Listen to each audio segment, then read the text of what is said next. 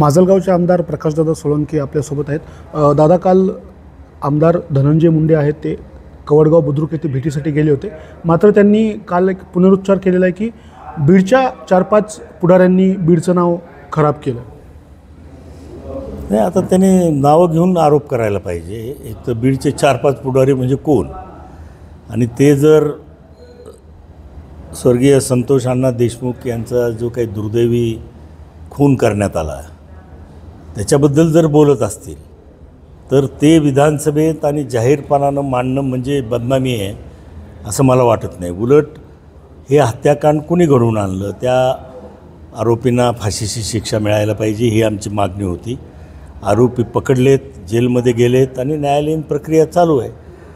त्यामुळं ज्या क्रूर पद्धतीनं स्वर्गीय संतोष देशमुख यांची हत्या झाली त्याचे पडसाद काही संपूर्ण महाराष्ट्रात आणि देशात पडले, आणि खंडणी मागण्यासाठी हा गुन्हा केला गेला। खंडणी मागण्याची ताकद कोणाची होती, खंडणी कोण मागत होतं, ह्याच्याबद्दल त्यांनी जरा थोडंसं स्पष्टीकरण दिलं तर बरं आहे। यामुळे जिल्ह्यातील 18 पगड जातींची देखील बदनामी झाल्याचं ते म्हणाले। कुणीही जातीवर कोणालाही बदनाम केलेलं नाही।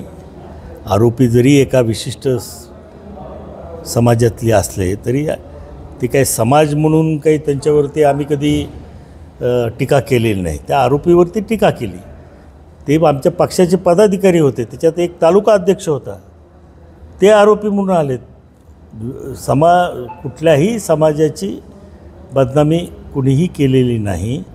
तुम्ही पालकमंत्री असताना ज्या पद्धतीनं बीड जिल्ह्याचा कारभार हाकला, आपले संपूर्ण अधिकार वाल्मिक कराड यांना तुम्ही देऊन टाकले, त्याची परिणिती त्या खुनात झालेली आहे।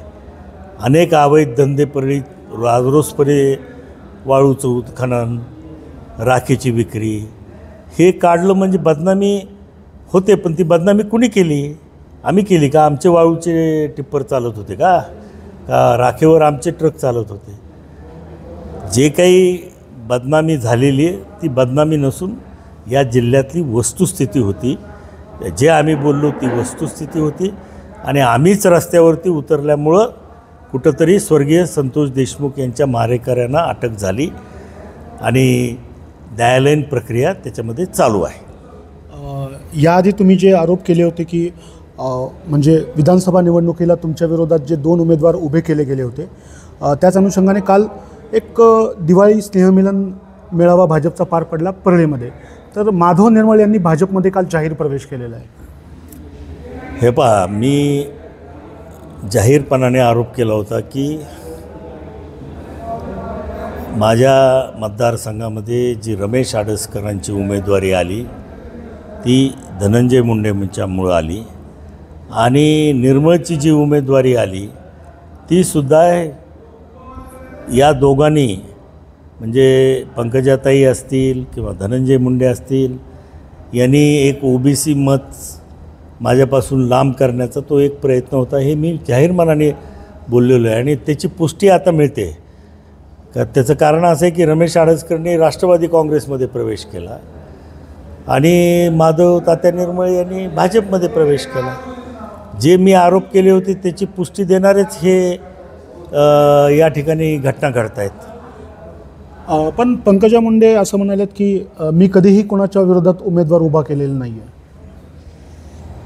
नाही, आता काय जाहीरपणाने ते थोडेच म्हणणार आहेत मी केल्या होत्या, परंतु आमच्या मतदारसंघातल्या त्यांच्या कार्यकर्त्यांनी, अनेक कार्यकर्त्यांनी निर्मळांचं काम केलं, काही लोकांनी आडसकरांचं काम केलं। ठीक आहे, ते आता घटना घडून गेलेली आहे, त्याच्याबद्दलही आम्ही वरिष्ठ पातळीवर त्यांच्याबद्दल जे काही आम्हाला सांगायचं होतं ते सांगून झालेलं आहे। काल पंकजा मुंडे असंही म्हणालेत की ज्या पक्षासोबत आम्ही संघर्ष केला त्या पक्षासोबत दिल्ली आणि मुंबईवर युती झाली आहे। आता येणाऱ्या ज्या स्थानिक स्वराज्य निवडणुका आहेत त्यामध्ये युतीचा निर्णय घेतल्यानंतर चित्र स्पष्ट होणार आहे। हे पहा, वरिष्ठ नेते म्हणजे त्यांनी पुन्हा एकदा युतीबाबत थोडक्यात खदखद व्यक्त केली असं नक्कीच म्हणता येईल। नाही, ही वस्तुस्थिती आहे त्यांनी सांगितलेली की आजपर्यंत बीड जिल्ह्याच्या राजकारणामध्ये भारतीय जनता पक्ष आणि राष्ट्रवादी काँग्रेस हे 2 प्रमुख पक्ष राहिलेले आहेत। आत्तापर्यंत आमचा गाव स्तरापासून ते विधानसभा असेल, लोकसभा असेल, असाच संघर्ष बीड जिल्ह्यात पाहायला मिळाला. परंतु आता काही कारणास्तव देशाचे नेते मोदी साहेब असतील, अमित भाई शहा असतील, देवेंद्रजी फडणवीस असतील, यांनी आता अजितदादांना राजकारणासाठी सोबत घेतलेलं आहे. त्यामुळं ती युती झालेली आहे. आता ती कोणाला आवडो न आवडो ती युती झाली आहे ही वस्तुस्थिती आहे. त्यामुळं युतीच्या बाबतीत वरिष्ठ पातळीवरूनच निर्णय होईल, की काय लोकल स्तरावर निर्णय होणं अशक्य आहे. जर झाला तर आम्ही युतीच्या सोबत, नाही झाला तर आम्ही आमच्या स्वतःच्या ताकदीच्या बळावर निवडणुका लढवायला सज्ज आहोत. प्रीतम मुंडे यांच्यावर नव्याने पुन्हा जबाबदारी देण्याचं देखील काल पंकजा मुंडेंनी सांगितलं. त्यांच्यावर माजलगाव आणि गेवराई मतदारसंघाची जबाबदारी येणाऱ्या स्थानिक स्वराज्य निवडणुकीसाठी देण्याचं त्यांनी म्हणाले. त्यांच्या या घोषणेचं मी स्वागत करतो, काही हरकत नाही. युती झाली तर आम्ही सर्व मिळून काम करू, युती नाही झाली तर प्रत्येक पक्ष आपल्या स्वबळावर ती निवडणूक लढवेल आणि निवडणुकीच्या निकालाच्या माध्यमातून जनता कोणाबरोबर आहे हे दिसून येईल. आपण बघितलं तर लोकसभा निवडणुकीपासून जे आरोप करण्यात आले होते पंकजा मुंडेंवरती, खास करून मनोज जरांगे पाटलाबाबत, की त्यांनी काल असं बोलले की माझ्या भाषणांचा विपर्यास केला गेला. मात्र त्यांनी काल दोन्ही समाजामधली दरी मिटूयात असं म्हणत एक प्रकारे एक मैत्रीचा हात पुढं केल्याचं दिसून आलेलं आहे. चांगली गोष्ट आहे, त्याच्याबद्दल मला आनंद आहे. त्यांनी जर मैत्रीचा हात पुढं केला असं तुमचं म्हणणं असेल तर ती चांगली गोष्ट आहे. त्यांनी निश्चितपणानं जरांगे पाटलांच्या बरोबर या ठिकाणी चर्चा करावी आणि समाजामधली दुही कशी संपवता येईल याच्यासाठी प्रयत्न करावा. आम्हीही त्यांच्या या दुही संपवण्याच्या बाबतीमध्ये, मतभेद मिटवण्याच्या बाबतीमध्ये त्यांच्याबरोबर आहोत. आपण बघायला गेलं तर मंत्री छगन भुजबळ यांनी जो OBC मेळाव्यामध्ये एक वाद निर्माण केला होता गोपीनाथ मुंडे यांच्या वारसाबाबत, त्यालाच लागून काल सारंगी महाजन यांनी आरोप केलेले की मुंडे बहीण भाऊ हे दोघे जण आहेत ते गोपीनाथ मुंडेंचा वारसा नाही आहे, तर बीडची जनता ही गोपीनाथ मुंडेंचा वारसा आहे.